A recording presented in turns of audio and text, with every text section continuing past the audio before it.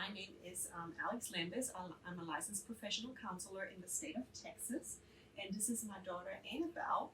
She is almost 19, and we're talking to you today to kind of bring awareness to the issue of glamorizing or romanticizing mental illness. So before we even start talking, I want to talk a little bit about the stigma of mental health. So there is still a really big stigma around people not wanting to speak up when they have anxiety, depression issues, or even like have suicidal thoughts. And that could be because of cultural values you may have grown up with, family values. It could also be maybe you are a man and you've been told all your life, boys don't cry. There is a little bit this masculinity kind of thing, not to speak up when you're a man. And those kind of things a lot of times hold people back to actually get help when they really need it.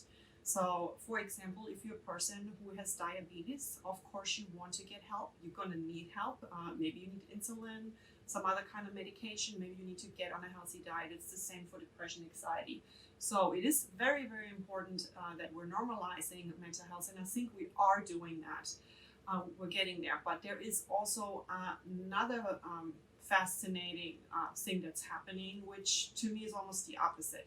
And that's basically romanticizing, glamorizing mental health. And that happens a lot of times since like your age group.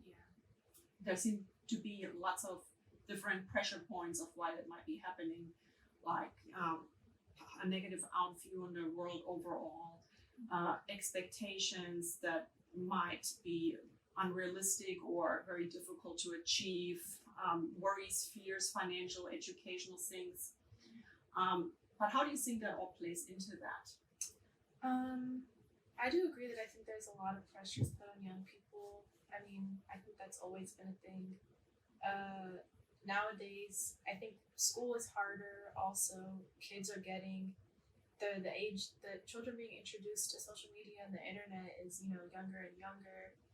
And I think that the amount of opinions and stuff that we're in, different opinions that you're exposed to is just like a lot different than, I think that any other generation has seen.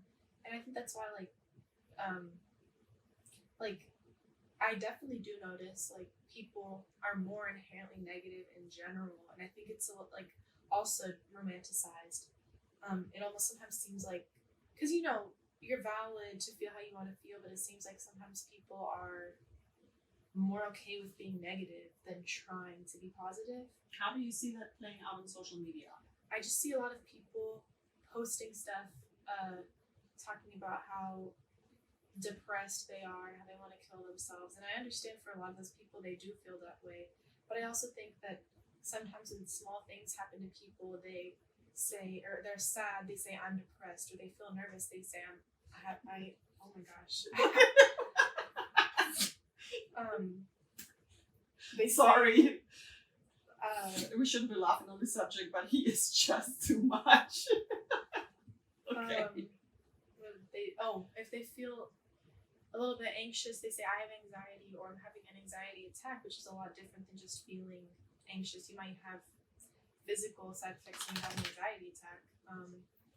And I just see a lot of that language being used in people my age and that attitude. And I know that it makes it harder for other of their friends that do actually experience those things.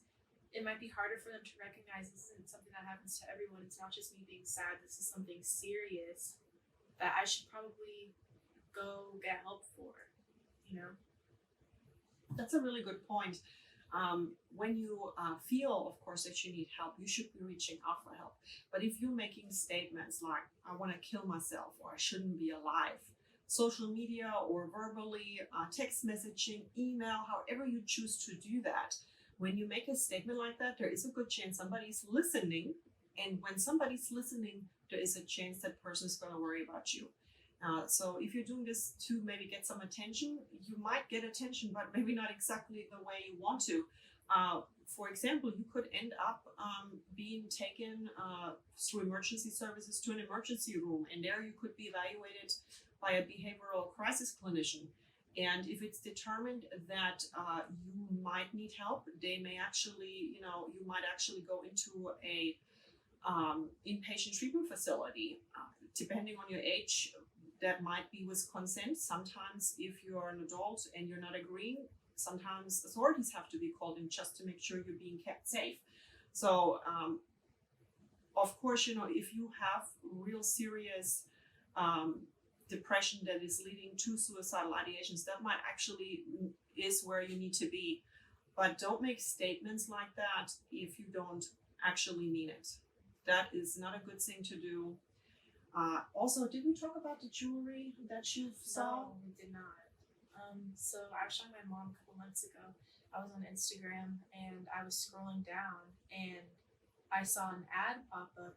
It was a necklace in cursive writing. Then the pendant said anxiety. And then I scrolled to the next thing. There was another necklace being sold that said depression. And I showed it to my mom because I thought that she would think that's hilarious. Because why? It's not hilarious, actually. It's really sad. There is nothing cute of wearing a necklace that says depression or anxiety. I mean, would you wear a necklace that says diabetes? No. Nothing cute. Nothing cute about that. That's true. So, that's what we want to make sure of, that people are aware.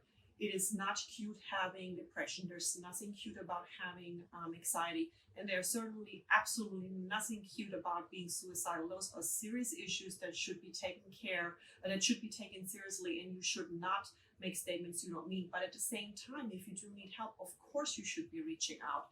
Yes. Now, if you do have suicidal thoughts, please call the National Suicide Prevention Hotline. That number is 1-800-273-8255. Again, that number 1-800-273-8255. And then another thing a lot of people don't know about, which I think is super helpful for your generation, probably most technologically advanced generation, is that there is a 24/7 crisis hotline for emotional emergencies. So when you have suicidal thoughts, harming yourself, or something that's literally a crisis and you have nobody to speak to, you can text that number 24/7, and that number is 741-741. Again, that number is 741-741. So hopefully in the future we can make some more informative and maybe also some fun videos. I'm looking forward to that. Thank you for watching today, and please make good choices. Goodbye. Bye.